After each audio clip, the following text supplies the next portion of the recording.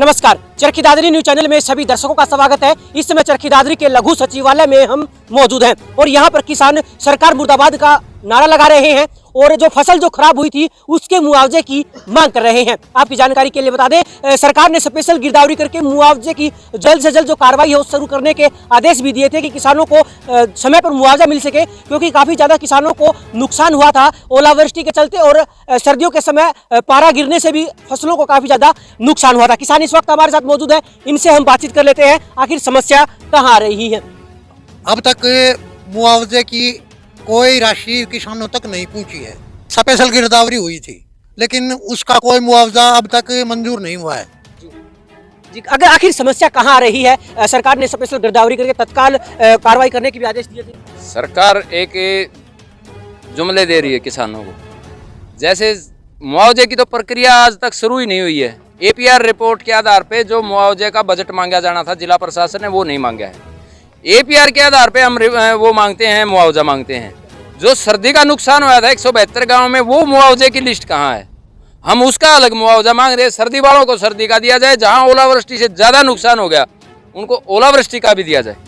तो मुआवजा के ऊपर जैसे सरकार की रोजाना बार बार बयान पे बयान आ रहे हैं। कृषि मंत्री कुछ बोलता है, दुष्यंत चौटाला के में बोलता है और मुख्यमंत्री कुछ बोल रहा है कि तीनों ने एक बार ये भी कहा था कि भाई 5 मई तक सभी किसानों के खाते में मुआवजा आ जाएगा। लेकिन उसके बाद इन्होंने कहा कि भी पोर्टल के ऊपर जिन्होंने कंप्लेंट की उनको मिलेगा। क्यों भाई?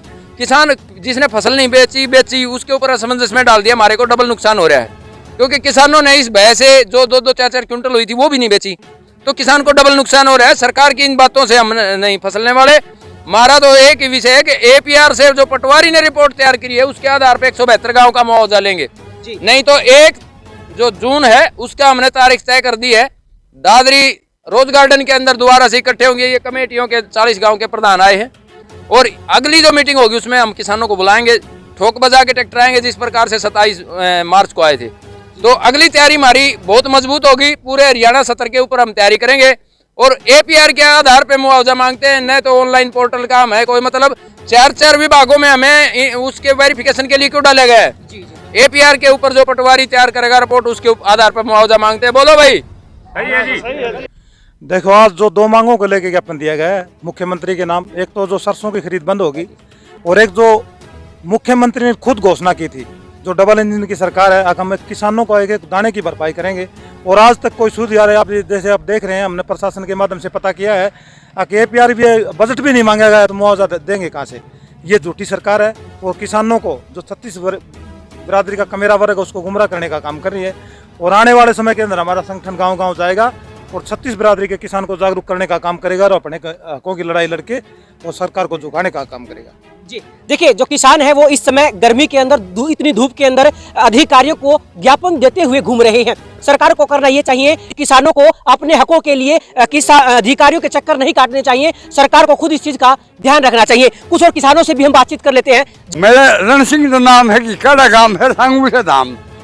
यह सरकार भाई 20 को उसमें तो कढ़ाई से डाला की खदड़ पानी नहीं दे दानो एक दिखाओ को नहीं। इस तो झूठी सरकार से एक तो है कोई मेरे तो बयान है जो ये जीने की मको नहीं कदर झूठी सरकार से।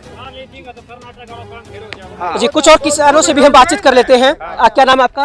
मेरा नाम है भाई रणवीर फौजी। गाँव कहाँ से? मानकवास। कितना नुकसान हुआ था आपकी फसल में? महाराज जी पूरा नुकसान हो रहा है। पहले हुआ था ठंड से, अरबी हो गया ओलावृष्टि से। जी, तो ऐसे में समस्या कहाँ आ रही है? 90% मुआवजा मिलने में ये है, ये सरकार रोज की झूठा आदत सा दे है, कल करेंगे परसों करेंगे 5 तारीख को करेंगे, देना कुछ है नहीं जी और झूठ चाल नहीं की। किसानों की मुख्यतः 2 डिमांड है कि जो खरीद पोर्टल पे बंद हुई है उसको दोबारा से शुरू करवाया जाए। दूसरा, किसानों को जो आश्वासन था कि 15 मई तक मुआवजा मिल जाएगा, तो वो उन्होंने 30 मई तक का समय दिया है कि उनको फसलों का जो सरसों खराब हुई है जिले में उसका मुआवजा दिलवाया जाए। किसानों ने मुआवजे की मांग को लेकर आज सीटीएम के माध्यम से सरकार को ज्ञापन सौंपा है।